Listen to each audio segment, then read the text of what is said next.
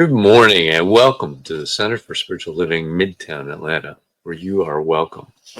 Such is the nature of life that all it asks and all it wants is the opportunity to appear. And you are that opportunity. So am I. So it is. Whoever you are, whatever path brought you here today, please know that you are welcome and celebrated. We know who you are. You are an individual expression of the divine life in which we all live. Whatever your ethnic background, religious affiliation, however you know yourself and call yourself, we are glad you're here today. You are welcome to be a part of this community in whatever way serves you.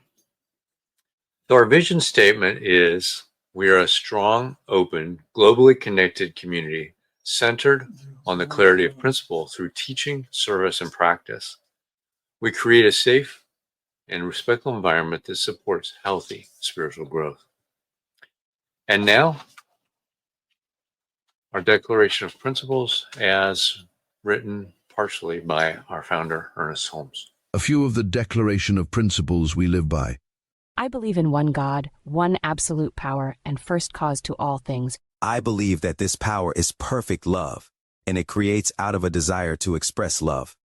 I believe all thought is creative, and how I choose to think creates my personal experience. I believe in the unity of all life, and the immortality of the individual soul forever unfolding. I believe in the eternal goodness, the eternal loving kindness, and the eternal givingness of God to all. And so it is. So grateful, hey. Welcome back.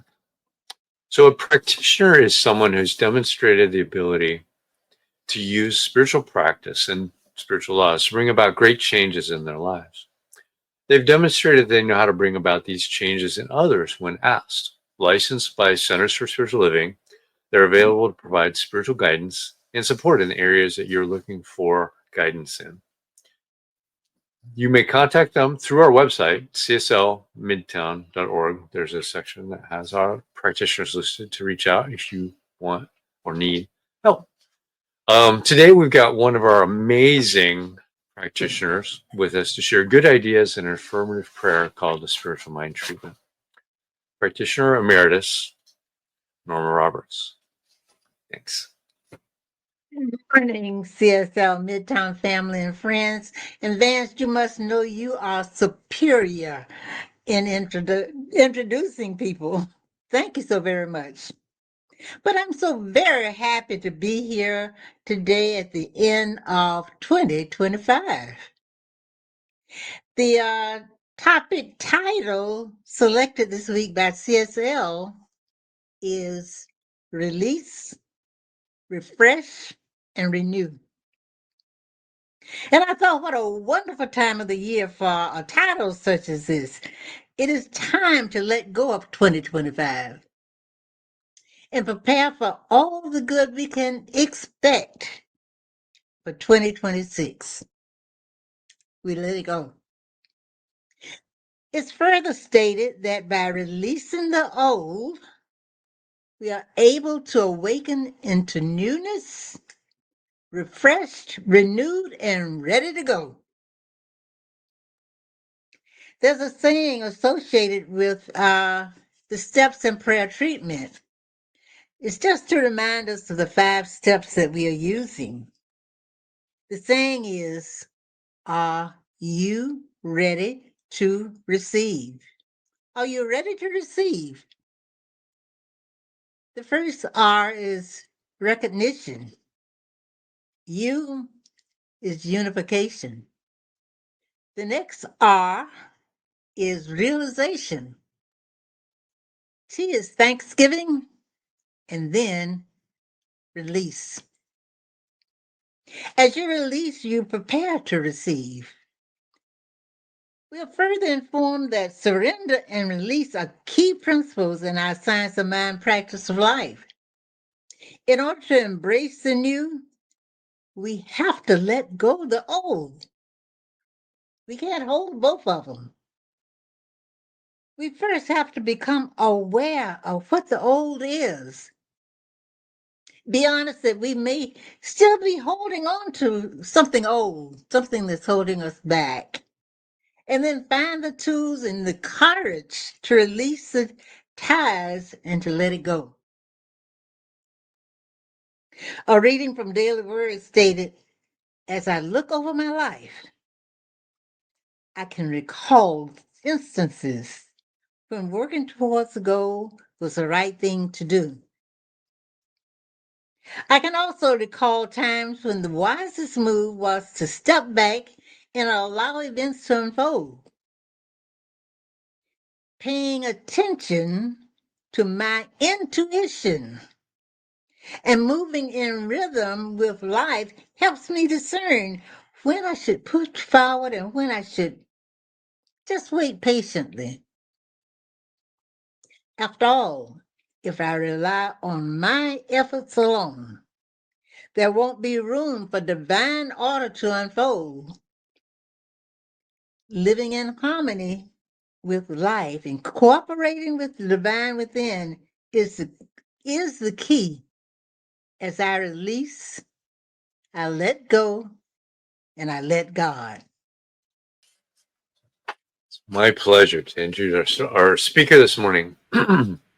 Reverend Jeff Radcliff is a New Thought minister whose lifelong spiritual journey began in childhood and expanded through studies in unity, religious science, divine science, world religion, and a wide range of metaphysical traditions.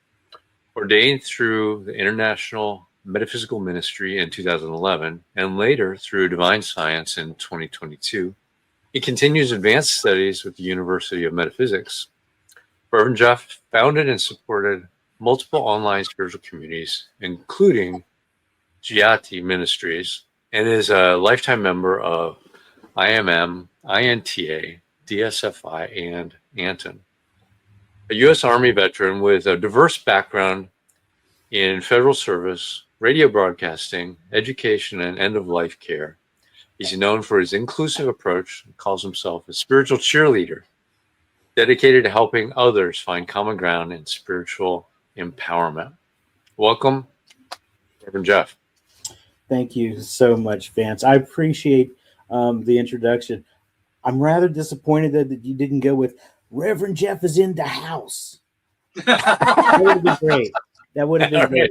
So, one thing that I wanted to mention also before we get started, I have a presence here on New Thought Media Network with a show called Divine Science Everywhere with a couple of other divine science ministers. You will find that on the New Thought Media Network Facebook page and also on their YouTube channel.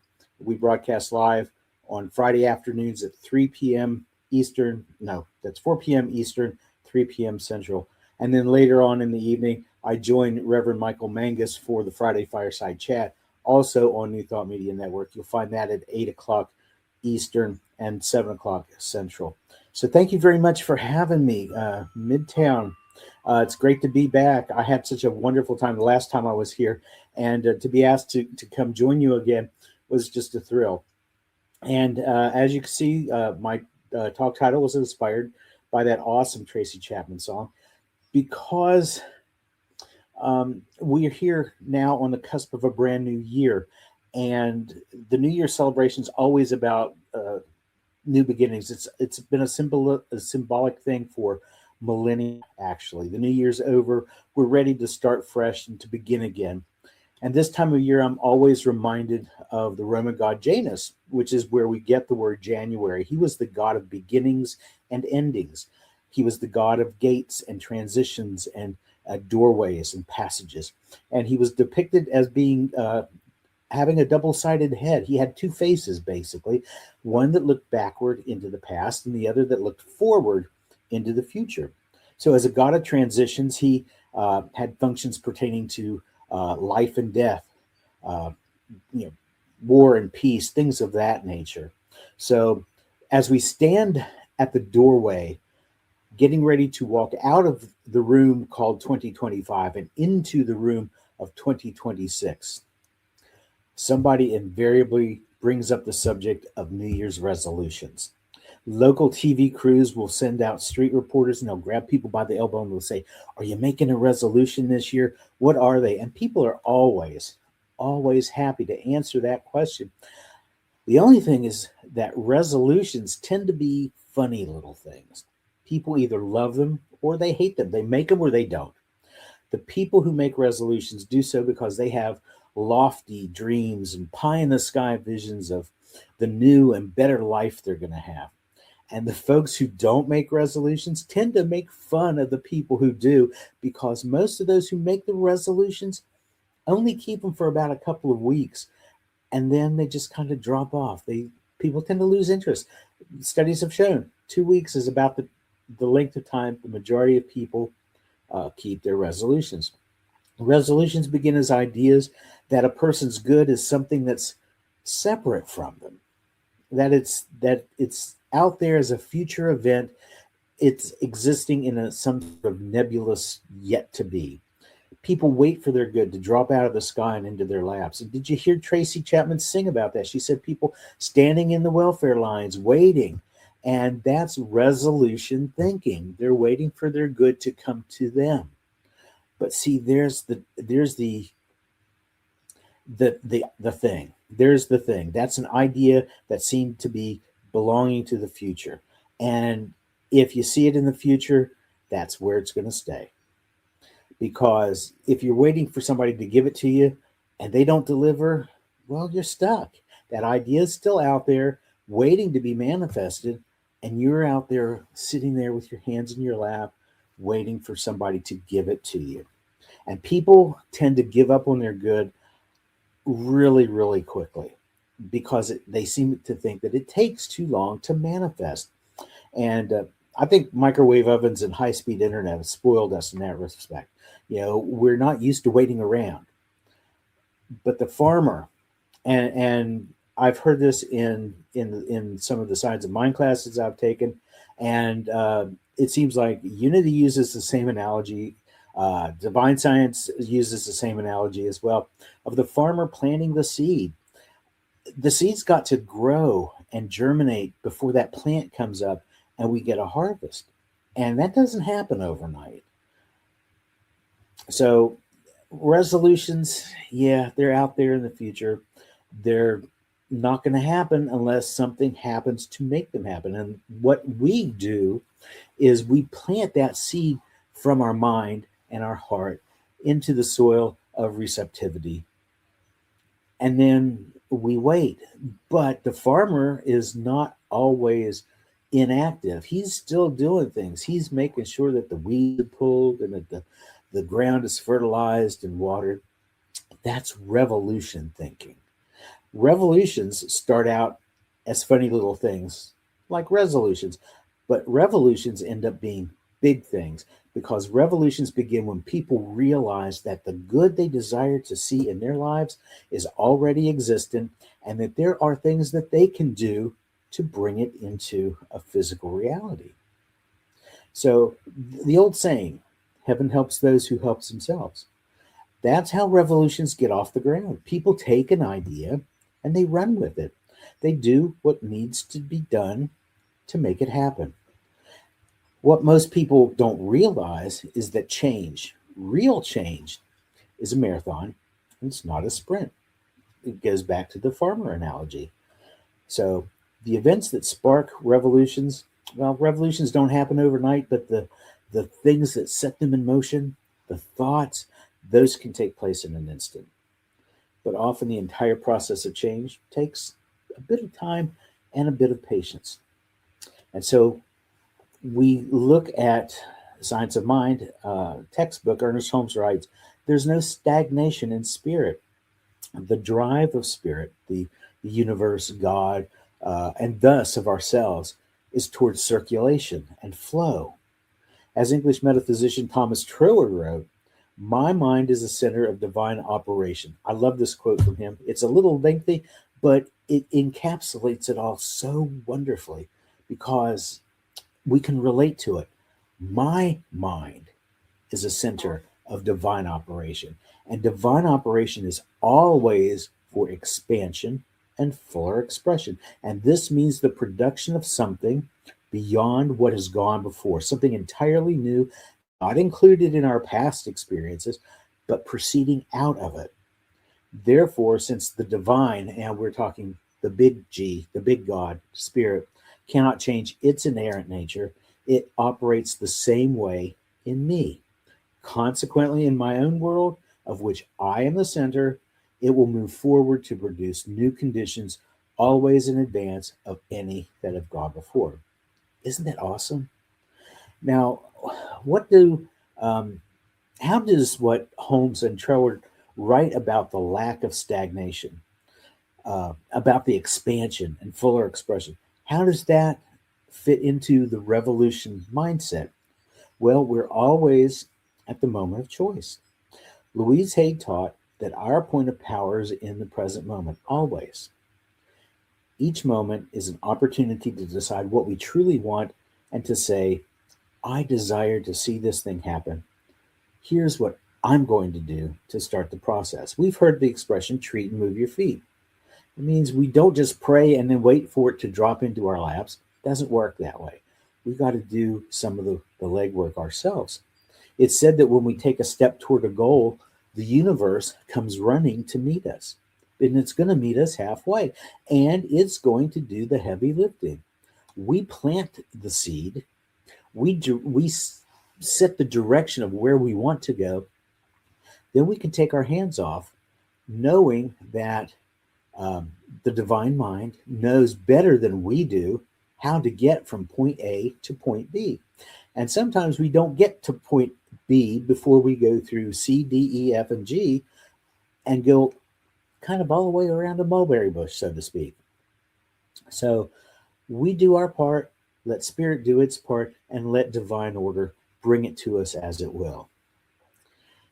A resource that I found useful in moving from resolution thinking to revolution thinking is Raymond Charles Barker's book, The Power of Decision, because Barker describes how failing to decide on what you really desire for yourself and then neglecting to follow up on that desire with concrete action, that is a decision for failure. We say things like, well, here's a new moment and I can make a choice. I think I'll choose to remain stuck right where I am. Well, chances are we're not saying it in those exact words. We're saying it more like, I don't know what to do. I'm overwhelmed. Now, I don't know about everybody else. I know how I handle being overwhelmed. I freeze, I shut down, I don't do anything. Evidently, a lot of people do it the same way because we speak those words, I don't know what to do, I'm overwhelmed, and we do nothing. And so that desire just kind of sort of stagnates. If we always do what we always did, we're always going to get what we always got. So it's up to us. And so if we find ourselves in a rut, we have to decide, are we going to stay there or are we going to rise up and move above all of that which has gone before? We can stay with the herd in that kind of thinking, the resolution thinking, or we can venture out into revolution thinking, which is something greater. In the 60s, the Beatles sang a song called Revolution.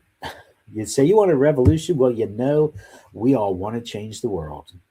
And they go on to say, well, when you talk about destruction, don't you know you can count me out?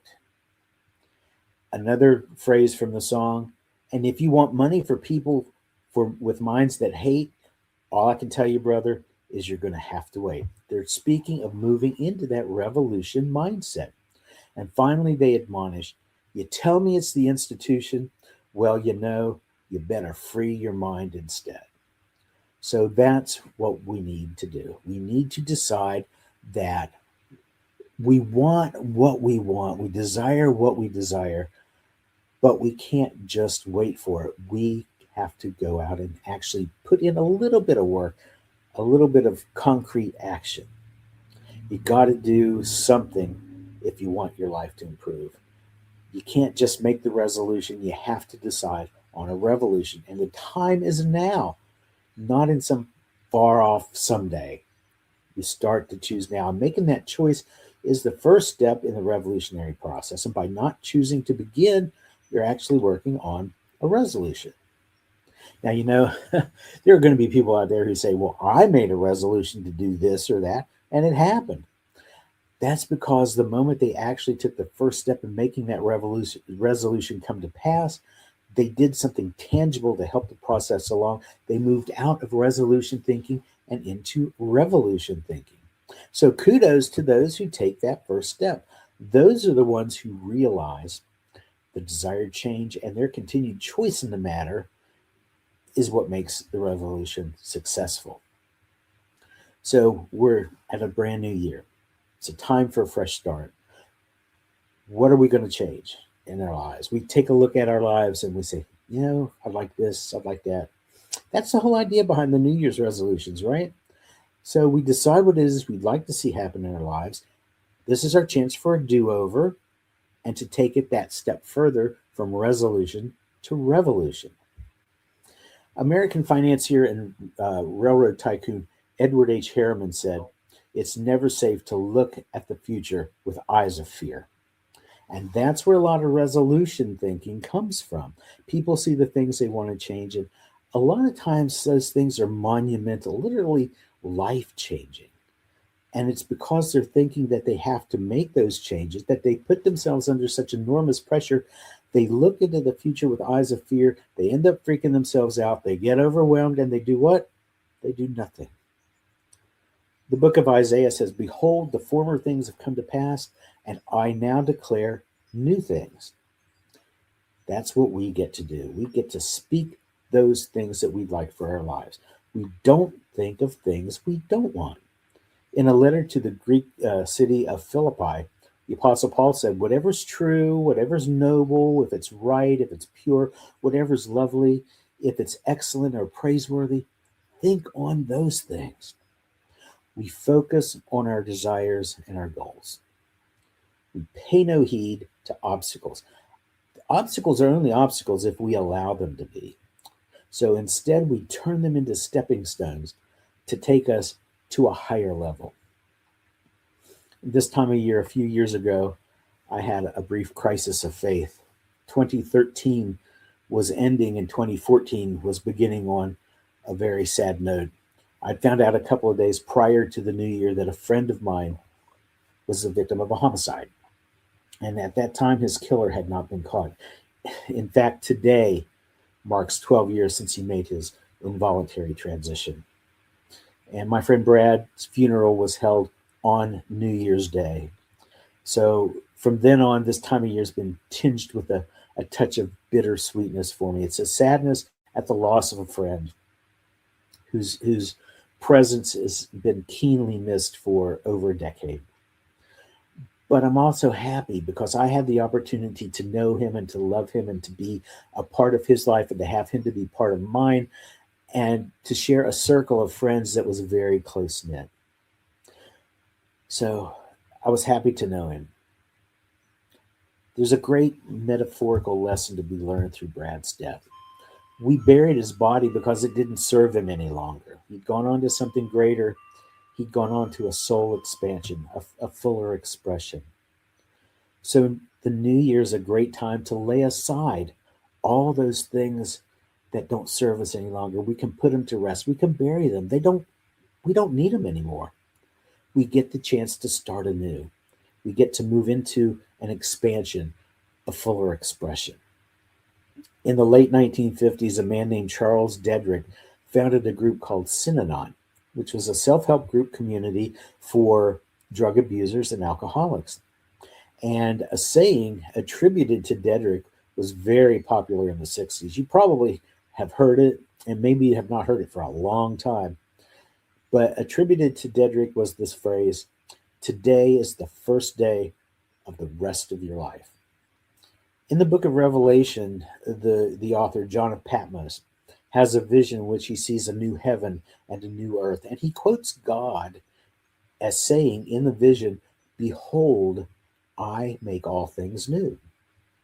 Well, this is something that you can have for yourself. I can have it for myself. Through faith, we allow God within to make all things new for our lives. We let the old things pass away. We bury them because they don't serve us any longer. We rise up and we walk in a newness of life. 2025 is over. 2026 is just beginning. 2025 has been quite a year for me. I discovered new opportunities. I made new friends. I came through a health crisis and had a couple of hospitalizations along the way.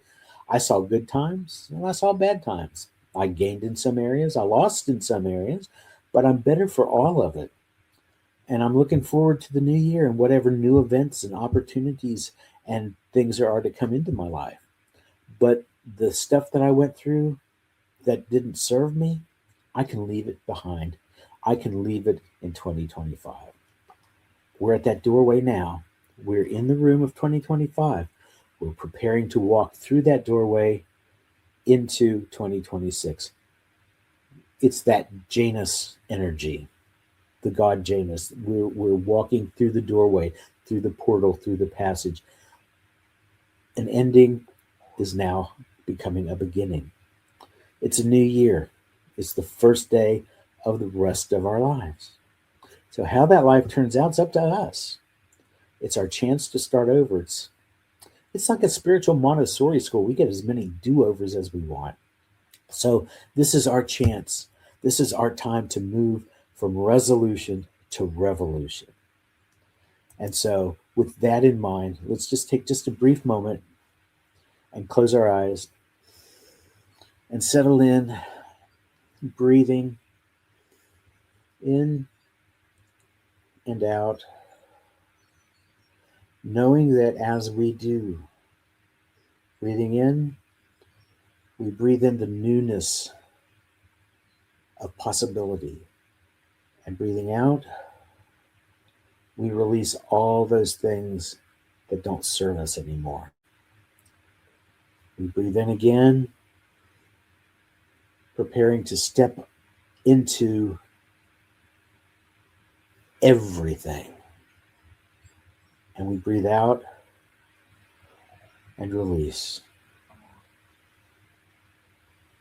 Ernest Holmes said that God is spirit, and spirit is substance, and substance is supply. And for most people, the word supply makes them think of money, financial things. But supply is anything we desire it to be.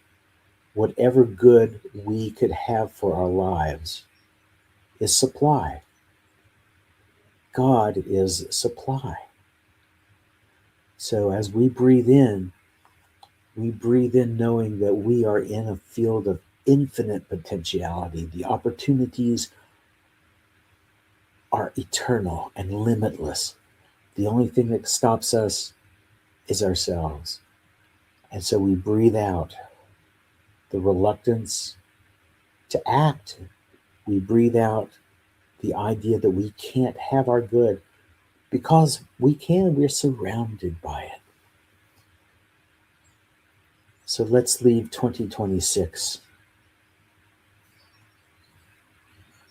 and that field of potential in our future. Let's leave it in that old mindset because it's no longer a future thing. It's a here and now thing. And as we move out of 2025, we look at all the opportunities we had, and knowing that some things worked, some things didn't, but we did the best we could with what we had to work with, which was our minds. And now we move forward with revolution thinking into 2026.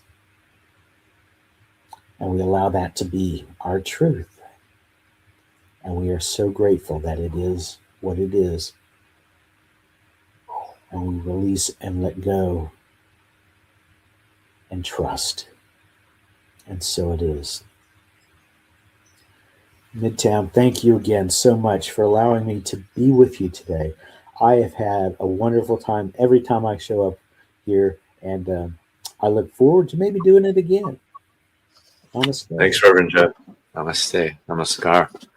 So we'll see you on Zoom in just a little bit for our discussion. There's a few people over there already. And now I'd like to do our new minister Sacred Covenant Easy Prayer. You can download this from our website, cslmidtown.org. Say this with me. There is only one life. This life is good. This life is God. This life is my life now. I know that I am one with this life that is God. I therefore know that I am one with all of its beloved, blessed expressions, which includes the presence of a new minister for my beloved spiritual community.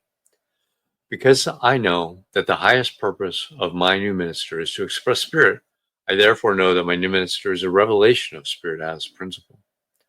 I further know that my new minister is the fulfillment of that which has been promised by God, for it is written, principle is not bound by precedent. It operates according to law and is always available to those who are willing to align themselves with it. As I stand in agreement with my beloved community, I see my new minister before me as inspiring spiritual oneness through wisdom, love, and authenticity. I now intend to experience my new minister in full cooperation and agreement with my community, knowing this truth about myself.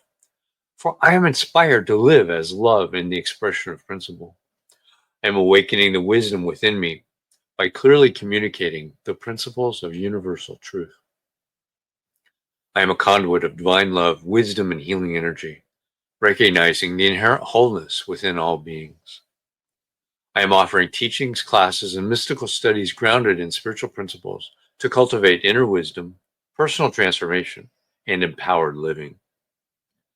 I am extending the love, compassion, and transformative power of Spirit into the wider community, fostering connections that heal, uplift, and support individuals in their unique journeys. As I now accept the highest expression of a new minister into my life, I know that they will be revealed in a way that will express Spirit and serve the highest and greatest good of all who are touched by their presence. I am grateful. God is gracious, and so it is. So I want to thank everybody for this year, since this is the last Sunday in the year, for your gracious contributions that have kept this work going. We do have an opportunity going into 2026. We have a donor or a matching contribution for this Sunday that we are in person, which is actually next Sunday. The first Sunday of the month, we're in person at the Garden Hills Community Center, and that costs us $180 a month to rent that facility. And so we've got a matching donor. So if you feel so led to join in that match, please do. And if you would, say with me our affirmation of prosperity. I live in a universe of abundance. As I freely and joyfully give, I join in the divine flow, and all that I share with life returns to me multiplied abundantly. And so it is. You can donate at cslmidtown.org/donate and do either a one-time contribution or an ongoing contribution, whatever your heart calls out to you to do. So now we've got a few announcements. I want to thank Reverend Norma for being our practitioner today. January's theme is Ancestral Wisdom, New Thought. Our speaker next week in person will be Reverend Susan Zoller, and she's got a talk named Elevating Your Expectations. The adult study group meets on Sundays at 10 a.m. on Zoom. You can get there by going to cslmidtown.org, going down to the Zoom channel, and clicking the link for that and putting in the passcode. And something saved to date for Saturday, January 17th. We've got an event that we're cooperating with Trinity Centers for Spiritual Living.